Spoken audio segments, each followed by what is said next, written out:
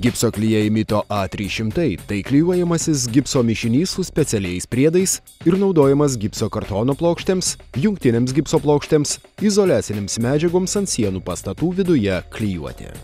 Dabar klijuosime gipso kartono plokštę su mišiniu Mito A300. Gipso klijais Mito A300 gali būti dengiamos betono ar gipso, keramikos, silikato arba akytojo betono sienos. Taip pat gipso, cemento ir kalkių tinkas, gipskartonio plokštės.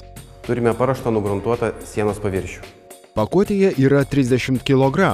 Tokiam kiekiui reikėtų 10,5 litro švaraus šalto vandens. 1 kvadratiniam metrui plokštės priklijuoti reikia 2,5 kg gipso klijų. Turime paruošę visas medžiagas, įrankius ir pradėsime maišyti gipsinius klijus.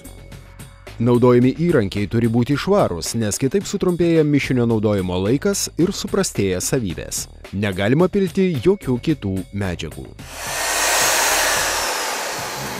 Gipso klijų mišinys maišomas su vandeniu rankiniu arba mechaniniu būdu ir maišoma iki tol, kol gaunasi vientisa masė. Palaukę 5 minutės, mes mišinį vėl permaišom. Gipso klijai jau paruošti, jais dengsime paruoštą pagrindą.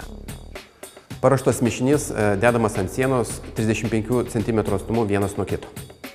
Darbai atliekami aplinkoje, kurios temperatūra nuo +5 iki +30 laipsnių Celsijaus. Ir štai sieną padengėme gipso klijų mišiniu. Galime klijuoti gipso kartono plokštės. Gipso kartono plokštę lipdome prie sienos, švelniai prispaudžiant. Plokščių padėtį galima reguliuoti, stumiant vieną prie kitos, dar apie 10 minučių nuo jų priklijavimo.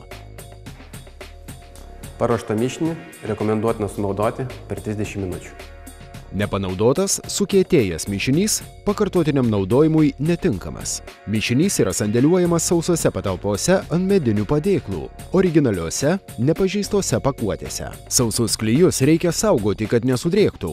Gipso mišinys turėtų būti sunaudotas per 9 mėnesius nuo pagaminimo datos.